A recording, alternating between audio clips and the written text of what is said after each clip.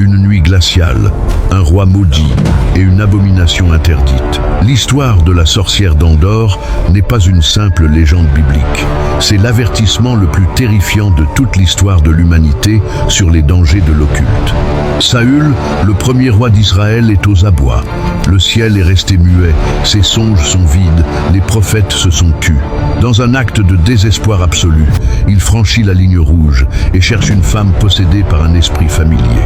Ce qu'il ignore, c'est qu'il s'apprête à déclencher un événement unique dans les annales du monde spirituel. La question hante les théologiens depuis des millénaires. Cette femme a-t-elle invoqué un démon déguisé en prophète ou était-ce réellement l'esprit du prophète Samuel? Pour connaître la vérité, il faut regarder au-delà des mots, il faut regarder la terreur pure. Normalement, une nécromancienne contrôle ses illusions, elle manipule les esprits pour tromper ses clients. Mais cette nuit-là, à Endor, la règle a été brisée. Quand la figure est montée des entrailles de la terre, la sorcière n'a pas jubilé, elle n'a pas réclamé son argent, elle a hurlé de terreur. Elle a crié car elle a réalisé instantanément que ce qui se tenait devant elle n'était pas son serviteur démoniaque, mais une puissance qui dépassait son entendement. La vérité est là, brutale et sans appel. Dieu a court-circuité le rituel occulte. Il a forcé les portes du séjour des morts pour envoyer son véritable prophète délivrer un dernier message de condamnation. Ce n'était pas de la magie, c'était une exécution divine. Samuel n'est pas venu pour conseiller Saül. Il est venu lui annoncer qu'à cette heure le lendemain, le roi et ses fils seraient avec lui dans la mort. On ne joue pas avec l'éternité et on ne force pas la main de l'Éternel.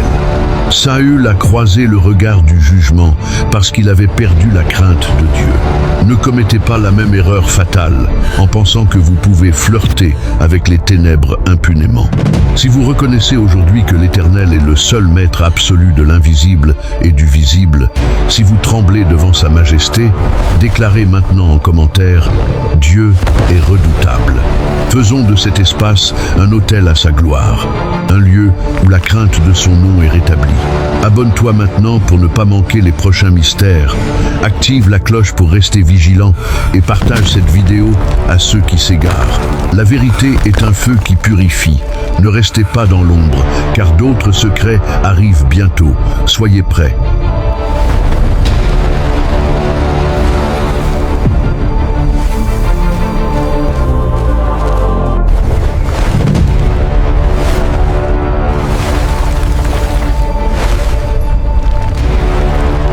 Où est l'arche de l'Alliance?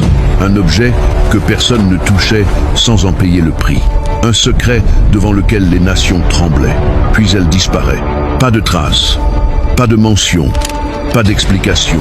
Le temple tombe, les trésors sont emportés. Mais elle, non. Comme si quelqu'un l'avait retirée avant la catastrophe. La Bible ne crie pas, elle murmure. Et ce qu'elle suggère est plus troublant que sa disparition. Car le vrai mystère n'est pas ce qui a été perdu, mais ce qui a été déplacé.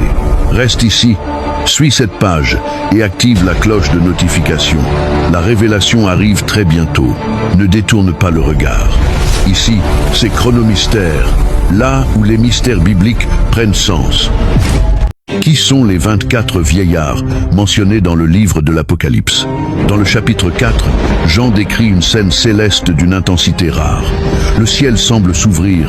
Devant lui apparaît une mer de verre, semblable à du cristal. Des éclairs jaillissent, le tonnerre retentit, et au centre se tient le trône de Dieu, symbole absolu de souveraineté et de gloire.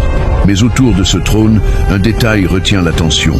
24 autres trônes, et sur chacun d'eux, un être assis, vêtu de vêtements blancs, portant une couronne d'or. Ce détail est essentiel. Les anges, dans les Écritures, se tiennent debout. Ici, ces personnages sont assis, comme des rois. Ils portent des couronnes, signe d'autorité et de victoire. Le nombre 24 n'est pas choisi au hasard, il reflète une structure profondément symbolique. 12 patriarches représentant l'ancienne alliance et 12 apôtres représentant la nouvelle alliance. Ensemble, ils forment l'image de l'humanité rachetée, unie devant Dieu. Ces 24 vieillards incarnent ceux qui ont persévéré dans la foi, ceux qui ont vaincu et qui sont honorés dans la présence divine. Dans leurs mains, ils tiennent des coupes d'or remplies de parfums. Le texte précise que ces parfums représentent les prières des saints. Rien n'a été oublié, ni les prières silencieuses, ni les larmes, ni les cris du cœur. Tout est présenté devant Dieu. Et lorsque la gloire divine se manifeste, les 24 vieillards se lèvent, déposent leur couronne et proclament « Tu es digne, Seigneur ». Alors, qui sont les 24 vieillards? Ils sont le témoignage que la promesse a été accomplie, que la fidélité n'est jamais vaine et que Dieu n'oublie rien. Mais une question demeure. Selon toi, que représentent réellement les 24 vieillards? Dis-le en commentaire. Ici, c'est Chronomystère. Rachel, la mère d'Israël, cachait des idoles païennes sous sa selle. Pourquoi a-t-elle risqué sa vie pour voler les téraphimes de son père Laban? Ce n'était pas de la superstition, c'était une guerre d'héritage. Dans l'Antiquité, posséder les téraphimes signifiait détenir l'autorité légale sur le clan. Rachel ne voulait pas seulement fuir, elle voulait transférer le pouvoir à Jacob. Mais voici le danger, on ne bâtit pas la promesse de Dieu avec des idoles volées. Jacob ignorait tout, et cette faute a laissé une trace. Dieu ne partage pas sa gloire, il ne veut pas d'aide occulte, il veut votre confiance. Alors je vous pose une question, qu'est-ce que vous cachez sous votre selle? Parfois, ce que nous gardons en secret semble nous protéger, mais retarde ce que Dieu veut accomplir. Si ce message vous interpelle, prenez un moment pour examiner votre cœur. Ici, c'est Chronomystère, là où les mystères bibliques prennent sens.